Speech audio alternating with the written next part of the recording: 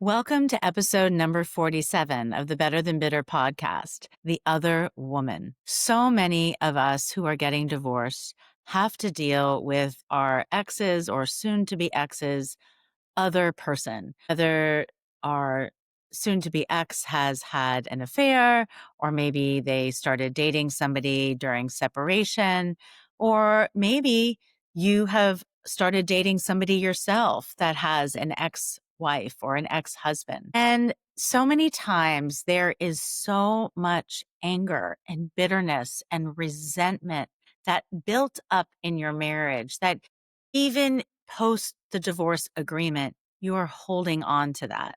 Well, I just wanted to just allow some insight into that anger, resentment, and bitterness that you might be feeling towards not only your ex-spouse, but that other individual that is now part of your ex's life. And the insight is that the only person that's going to suffer if you hold on to that bitterness, anger, and resentment is you. You could actually hold on to that for the rest of your life and allow for that discomfort to be there.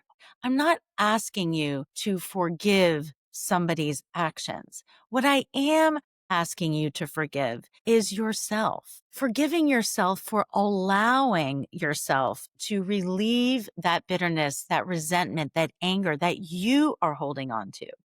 Because the place everyone wants to get to is a place of acceptance. Now, in that divorce process, acceptance means is, yes, I'm getting divorced. But in a post-divorce environment, you have to reach a place of acceptance that people are just going to move on. And moving on means allowing for yourself to just let it go. Let it go. And so I wanted to take the opportunity to tell you a few stories today because I had just an amazing week last week. Not only how I personally have been able to let it go, but how I have been able to allow other people in my boyfriend's life, his ex-spouse, or my ex-spouse's new girlfriend, and how I've embraced fact that, listen, we all have children and we all have children that we cherish and we want our children to feel adjusted. And in order to do that in a healthy way, you need to be the adult in the room. I am strongly telling you, let it go. You just have to let it go. So I'll tell you a story. So I am dating somebody who has an ex-wife. They were married for a very long time. They have beautiful older children. And when they got divorced, they pretty much shut each other out of each other's families. So although the daughters or the sons, are, of course, the glue between the two families, each of them didn't get a chance to spend time with the other person's family that they had enjoyed for many, many, many years. And there was a situation that a family member passed, and there was an opportunity for his ex-spouse to come to the gathering, the celebration of life. And since I've been dating him, I have been trying to work on the amicability between him and his ex, because at the end of the day, whatever happened in their marriage happened. And the new chapter is a chance for a new beginning. And being able to just allow for that bitterness to melt away and for them to continue to celebrate what is beautiful between them, that is their children. And to be amicable means that it creates comfort for your children. Your children deserve to feel comfortable around their parents. And there are going to be times, whether they're occasions, birthdays, graduations, funerals, that coming together for the sake of the family is important. And being able to show your children that you are two adults that can allow for whatever happened to just be water under the bridge and to be able to form a new partnership for the sake of the children. You will evolve into a new partnership.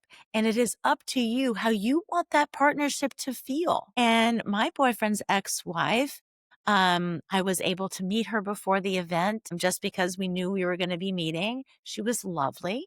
I enjoyed her. And at the event, she hadn't seen those people in a very long time, like 5 years, and they were her family. And just being there brought her to an emotional place where she thanked me for being supportive of an amicable relationship, one that is a children first perspective, and that just being there and being able to share these experiences with their children together, to be able to recognize that even though you are divorcing that individual, does not mean that you have to divorce the family.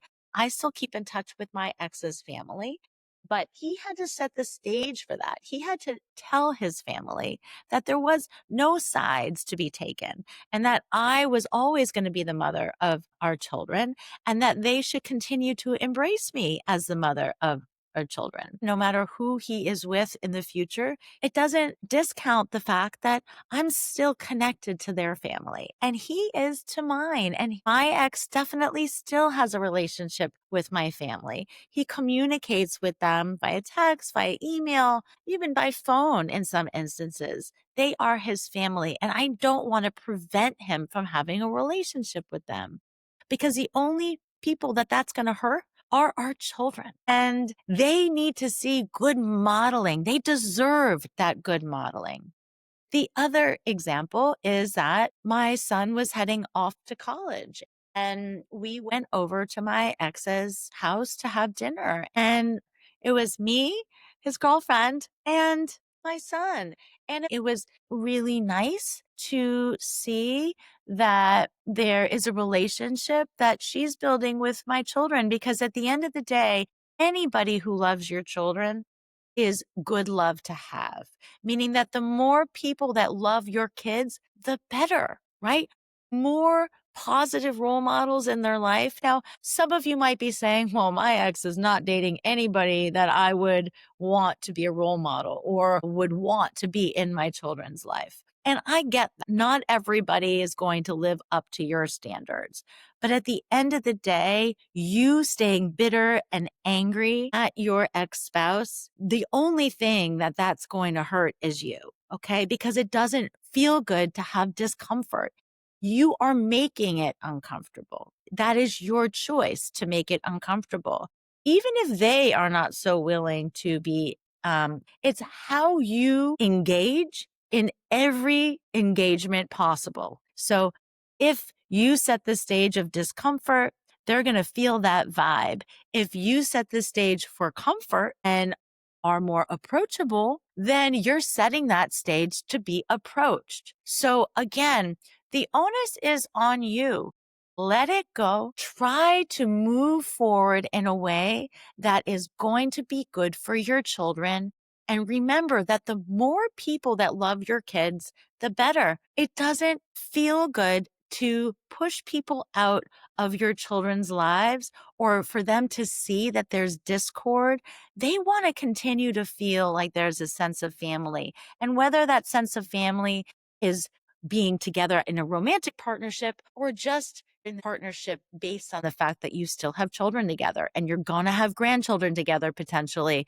So making it work, not allowing that discomfort to be there, letting go of your bitterness, resentfulness, and angry feeling is only going to make you feel better on a daily basis. So again, the other woman or the other man, make friends with them. I know you're listening to this being like, okay, that's easy for you to say, but I'm telling you, you have a responsibility to try. Okay. And it's going to be what's best for your kids, and setting the stage on how you want your extended family to interact with your soon to be ex or your ex. That's on you to set that stage. You can turn around and tell your family, I want you to continue to have a relationship with X, Y, and Z. I would like for you to embrace them as somebody who's always going to be part of your family. On my extended family mobile, we have all these different generations. We have all these pieces of puzzles, and each puzzle piece is somebody else in our family. And my father, who divorced my mother back in one of the top generations, is still on there. There's 75 of us now, but those spouses that divorced are still on that family tree. And you know why? It's because they produce beautiful children, and those beautiful children are still obviously in our family. And so they should see that those people who produce them are still on and in the family. So I'm going to sign off. Tania Leichliter from Better Than Bitter. Again, we build pathways to more amicable resolutions. Come and join us for one of our support group sessions. We also have an incredible 5-step game plan course that can get you towards a more amicable resolution. And if you need one-to-one coaching, we are there for you to support you along the way. So again, thank you for joining. You can find us on YouTube at betterthanbitter.coach. You can find us at betterthanbitter.coach online, and subscribe to our podcast so you can hear the next drop of the next podcast recording.